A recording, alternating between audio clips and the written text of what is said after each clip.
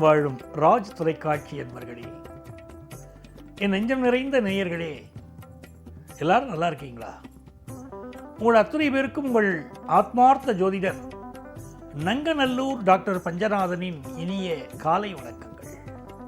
இந்த நாள் ஒரு நல்ல நாளாக உங்கள் வாழ்க்கையில் அமையட்டும். இன்னைக்கு யாரெல்லாம் பிறந்த நாள், திருமண நாள் கொண்டாடுறீங்களோ உங்களுக்கு எனது உளப்பூர்வமான வாழ்த்துக்கள். இந்த நாள் ரொம்ப முக்கியமான நாள். இன்னைக்கு தான் அண்ணாமலையார் தீபம். ஹரஹர சிவனே அண்ணாமலையேன்னு கையெடுத்து வழிபட வேண்டிய நாள்.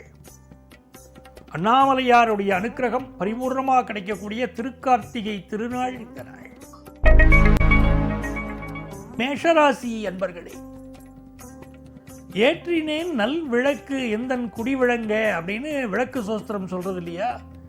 இன்னைக்கு நம்ம வீடுகளிலே தீபம் ஏற்றி திருக்கார்த்திகை தீபம் ஏற்றி கொண்டாடணும். இந்த திருக்கார்த்திகை தீபம் மிக விசேஷமானது. நம்ம வாழ்க்கையில் இருக்கக்கூடிய இருட்டை விளக்கக்கூடியது.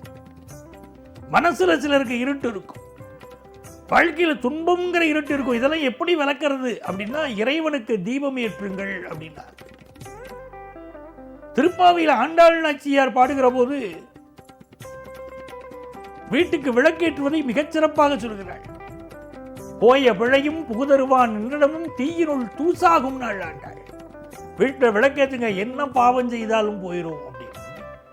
அப்படி மேஷராசிக்காரங்க இன்னைக்கு, மேஷராசிக்காரங்க மட்டும் இல்லை, 12 ராசிக்காரங்களும் விளக்கேற்ற இந்த நாள் மேஷராசிக்காரங்களுக்கு அற்புதமான நாள். குடும்பத்திலே நல் விஷயம் ஒன்று நடைபெறப் போகிறது. ஜென்மத்தில் சந்திரன் இருக்கிறதுனால ஒரு பரபரப்பா இருப்பீங்க. பிசினஸ் லாபகரமா இருக்கும். எதை பத்தியும் கவலைப்படாதீங்க. இதுவும் கடந்து போகுங்கிறது புரிஞ்சுக்கிட்டா வாழ்க்கை நல்லா இருக்கும். ரிஷபராசி என்பர்களே, இது ஒரு அற்புதமான நாள். 7ஆம் இடத்துல செவ்வாய் பகவான் உட்கார்ந்திருக்கார், சூரிய பகவான் உட்கார்ந்திருக்கார். இன்னைக்கு தீபம் ஏற்றி, அண்ணாமலையார் தீபம் ஏற்றி வழிபாடு செய்வது என்பது ரிஷபராசிக்காரர்களுக்கு மிக முக்கியம். ஓம் நம சிவாய ஓம், ஓம் நம சிவாய ஓம், ஓம் நம சிவாய ஓம், ஓம் நம சிவாய ஓம். இன்னைக்கு சொல்லிட்டே இருக்கணும் ரிஷபராசிக்காரங்க. இது என்ன ஆகும்னா, உங்க குடும்பத்தில் மிகப்பெரிய ஒரு நல்ல விஷயத்தை கொண்டு வந்து கொடுக்கும். கல்யாண செய்தியே வரலைன்னு சொல்லக்கூடிய ரிஷபராசிக்காரர்கள் குடும்பத்தில் இன்னைக்கு கல்யாண செய்தி கூடி வரும். இன்னைக்கு மாலை 4:28 வரைக்கும் பரணி நட்சத்திரம் இருக்கு. அதற்கு பிறகு கார்த்திகை நட்சத்திரம் வருது. அதனால் இன்னைக்கு தான் கார்த்திகை விரதம். எதிர்பார்க்கக்கூடிய காரியங்கள் அனுகூலமாக முடியும். இன்னைக்கு முருகப்பெருமானை வழிபடுவது மிகச்சிறந்த வெற்றியை தரும். பினான்சியலா டவுன்ஃபாலா இருந்தவாளுக்கு இப்ப பெரிய பொருளாதார லாபம் கிடைக்கும். வேலை சம்பந்தமான நல்ல செய்திகள் வரும். இந்த நாள் உங்களை ஒரு பவர்ஃபுல் மனிதராக ஆக்க போறது. மிதுன ராசி அன்பர்களே, இந்த நாள்ல ரொம்ப சாமர்த்தியமா செயல்படுவீங்க, ரொம்ப புத்திசாலித்தனமா செயல்படுவீங்க. நீங்க நினைக்கிற காரியங்களை எப்படியாவது சாதிக்கணும், அது மட்டும்தான் நோக்கமா இருக்கும். அதற்கு சாமதான பேத தண்டம் அப்படின்னு வழிமுறைகள் எல்லாம் முன்னோர்கள் சொன்னாங்க பாருங்க. ரொம்ப சாணக்கியத்தனமாக இன்றைக்கு உங்களுடைய அப்ரோச் இருக்கும். அதே போல கல்வி விஷயங்களிலும் ஒரு பெரிய வளர்ச்சி இருக்கு. எந்த கோர்ஸ் எடுத்து படிச்சா எதிர்காலம் நல்லா இருக்கும் அப்படின்னு அழகா திட்டம் போட்டு படிப்பீங்க. வியாபாரத்துல கஸ்டமருடைய நாடி பிடிப்பீங்க. இன்னைக்கு எப்படி பிசினஸ் பண்ணா ஜெயிக்க முடியும்? ரொம்ப நல்ல நாள், அருமையா இருக்கு. கடகராசி என்பர்களே, சந்திர பகவான் 10ஆம் இடத்துல உட்கார்ந்து இருக்கார். சுக்கிர பகவான் இன்னைக்கு 5ஆம் இடத்துல இருக்கார். ஒரு நல்ல பதவி ஒண்ணு கிடைக்க போகுது. அந்த பதவியினால் உங்கள் வாழ்க்கையுடைய மேன்மைகள் பெருகும் நாள். குடும்பத்தில் ஒரு சந்தோஷம் இருக்கும். ஏன்னா சுப நிகழ்ச்சி ஒன்று கூடி வரப்போகிற ஒரு சந்தோஷம் இருக்கும். ரொம்ப நாளாக குழந்தை பாக்கியம் இல்லாதவங்களுக்கு இப்போ குழந்தை பாக்கியம் அமையும். குடும்ப வருமானம் பெருகும். காதல், சிலர் லவ் ப்ரப்போஸ் பண்ணுவாங்க, காதல் விஷயங்கள்ல வெற்றி இருக்கும். காதல் திருமணங்கள் கைகூடும். வியாபாரத்தில் ஒரு நல்ல லாபத்தை நீங்க பார்ப்பீங்க. சிம்மராசி என்பர்களே, பாக்கியஸ்தானத்தில் சந்திர பகவான் போயிட்டு இருக்கார். சுக்கிர பகவான் இன்னைக்கு நமக்கு சதுர்த்தம கேந்திரத்தில் இருக்கார். தாய் தந்தையருடைய ஆதரவு கிடைக்கும். வீட்டில் ஏதாவது சில ரிப்பேர் ஒர்க் இன்னைக்கு மேற்கொள்ள வேண்டியிருக்கும். பூர்வீக சொத்துக்கள் சம்பந்தமாக பங்காளிகளோடு பிரச்சனை இருந்தால் அது நிவர்த்தியாவதற்கு இன்னைக்கு ஒரு வழி கிடைக்கும். இந்த நாள் ஃபாரின்ல இருக்கிறவங்களுக்கு கொஞ்சம் வேலை வாய்ப்பில் சில நெருக்கடிகள் இருக்கலாம். பிசினஸ் தொடர்பாக புதிய ஒப்பந்தங்கள் கையெழுத்து போடுற யோகம், திருமண பேச்சுவார்த்தைகள் நடக்கிற யோகம், கல்வியில முன்னேற்றம் தரக்கூடிய ஒரு அமைப்பு, ஆன்லைன் கோர்ஸ் படிக்கக்கூடிய அமைப்புலாம் இன்னைக்கு நல்லா இருக்கு. கன்னிராசி அன்பர்களே, கன்னிராசிக்காரங்களுக்கு இந்த நாளில் இந்த சந்திரன் 8ல் இருக்கார் பாருங்க. கொஞ்சம் உடல் நலத்தை பார்த்துக்கணும். சிலருக்கு இஎன்டி தொடர்பான ப்ராப்ளம், சளி தொந்தரவு அப்படிலாம் சிலருக்கு இருக்கு. அதே நேரத்தில் புதன் பகவான் அனுகூலமாக இருக்கிறதுனால பிஸ்னஸ் நல்ல லாபம் தரும். படிக்கிற மாணவர்களுக்கு கல்வியில் மிகச்சிறந்த ஒரு முன்னேற்றம் இன்னைக்கு ஏற்படும். 3ஆம் இடத்தில் இருக்கக்கூடிய செவ்வாய் இளைய சகோதரனால் ஒரு நன்மை ஏற்பட செய்வார். அதே நேரத்தில் இன்னைக்கு பயணங்கள் சிலருக்கு அமையும். இன்னைக்கு உடல் நலத்தில் அக்கறை எடுத்துக்கணும். பயணங்களை தவிர்க்க முடிந்தால் மிக நல்லது.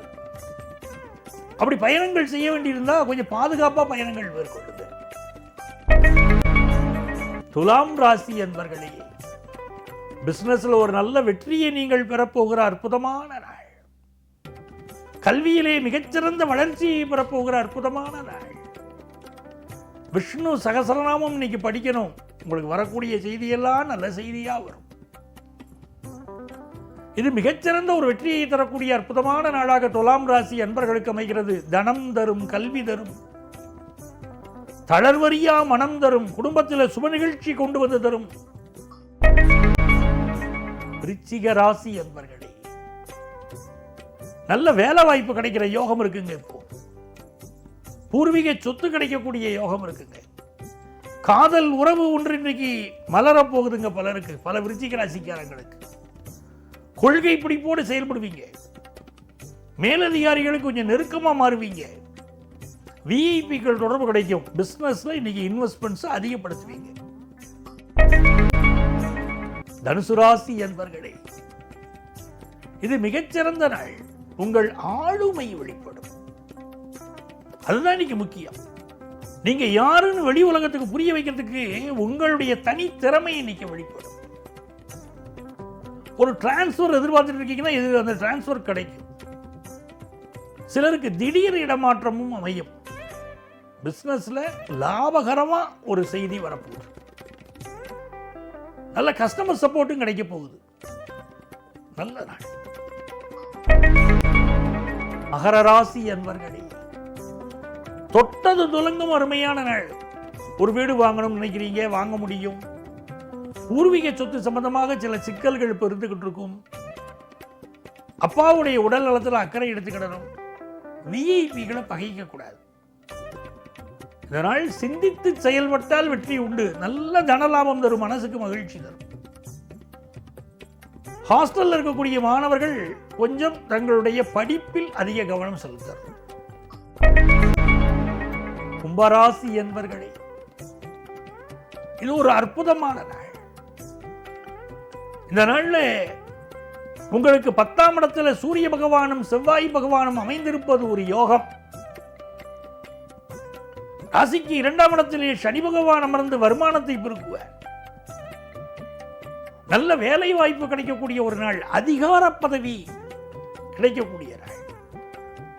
குடும்பத்தில் ஒரு சந்தோஷமான விஷயங்கள் இருக்கும். நிறைய செலவு பண்ணுவீங்க. பிள்ளைகளுக்காக செலவு பண்ணுவீங்க. குடும்பத்தில் நடக்க போற சுப நிகழ்ச்சிக்காக செலவு பண்ணுவீங்க. வியாபாரம் திருப்திகரமா இருக்கும். மீனராசி என்பர்களே, மீனராசிக்காரங்களுக்கு நல்ல வருமானம் பெருக போதுங்க. இன்னைக்கு இழந்திருந்த கௌரவம் மீண்டும் கிடைக்கும். அது மிக முக்கியம்.